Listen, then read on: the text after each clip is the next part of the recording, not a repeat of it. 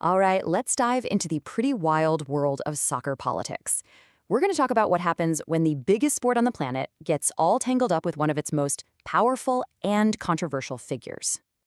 It really all boils down to this one quote: a growing sense of deep embarrassment.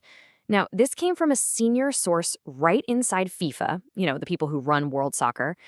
And deep embarrassment? Wow, that is not a phrase you just toss around in the high stakes world of international sports.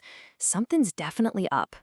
So you've got to ask yourself, what could possibly make an organization as powerful as FIFA embarrassed? I mean, these guys are a global powerhouse. They're used to pressure from all sides. So what could have happened to cause this kind of feeling internally? Well, to figure that out, we've got to go back to where it all began. Okay, so Section 1, the award for Trump. Believe it or not, this whole thing kicked off with an award. Something that was supposed to be about unity, well, it ended up doing the exact opposite, planting these seeds of division right inside FIFA. So here's what went down. Back in December at the World Cup draw in Washington, D.C., a pretty big deal, right? FIFA decides to award its first ever Peace Prize. And the person they gave it to? None other than the U.S. president at the time, Donald Trump. And here's the official word from FIFA's president, Gianni Infantino. He said, "We want to see hope. We want to see unity. You definitely deserve the first FIFA Peace Prize." So you can see the public message here was all about positivity, right? Hope, unity, bringing people together. This was the image FIFA was trying to project. But even at that moment, behind the scenes, things weren't quite so rosy. The source material tells us there was already a feeling of unease starting to bubble up among some officials. And why? Well, nobody seems to know how this winner was actually chosen. The whole selection process was kept under wraps. And that lack of transparency, it immediately made some people inside FIFA a little suspicious. All right, Section 2, geopolitical aftermath. So that little feeling of unease, it was about to get a whole lot bigger, like dramatically bigger. Because what happened next on the world stage, that was going to completely flip the script inside FIFA. So check this out. According to the source, right after the award was given, a few things happened. The U.S. launched airstrikes in Venezuela, which led to the capture of its president. Then reports started flying around that President Trump was threatening to invade Greenland. Now, just think about that for a second. For FIFA, all of this is happening right after they handed him an award for peace. The timing couldn't have been worse. And that had a direct impact. That quiet concern, that initial unease, it just wasn't cutting it anymore. The feeling inside FIFA reportedly went from that to the very phrase we started with, deep embarrassment. It was like real-world politics just came and crashed right into FIFA's big peace party.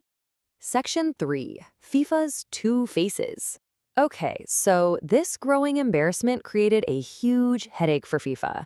You now have this massive gap between what they're saying in public and what people are feeling in private. They basically had to put on two different faces. And the difference is just, wow, it's stark. Let's break it down. On one side, you have the official FIFA stance. Publicly, they doubled down on the decision, praised their strong relations with the president, and said they strongly support the prize. But on the other side, what are the internal sources saying?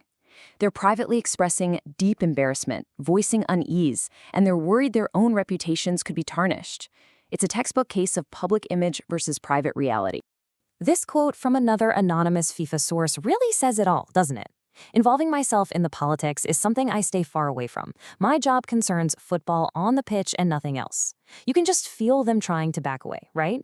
It's like officials were putting their hands up and saying, hey, this isn't my problem. I'm just here for the game, not for all this political stuff.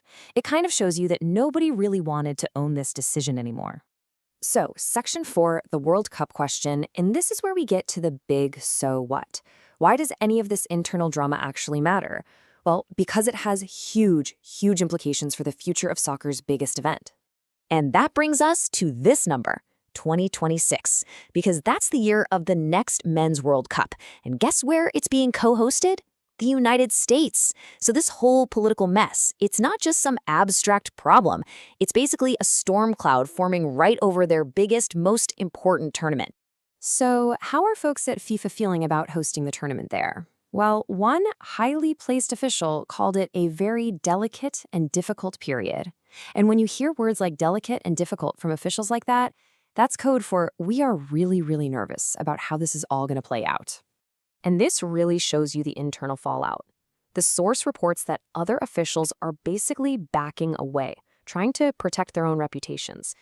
And what's the result? It's reportedly left the FIFA president, Infantino, the same guy who handed out the award in the first place, to deal with all these thorny political matters completely on his own. And all of this really brings us to our final big question. When the world's biggest sport gets tangled up with global politics, who actually comes out on top?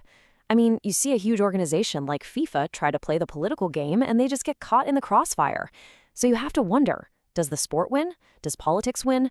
Or does everybody just end up in a stickier, more complicated mess than before? Definitely something to think about. Thanks for tuning in for this one.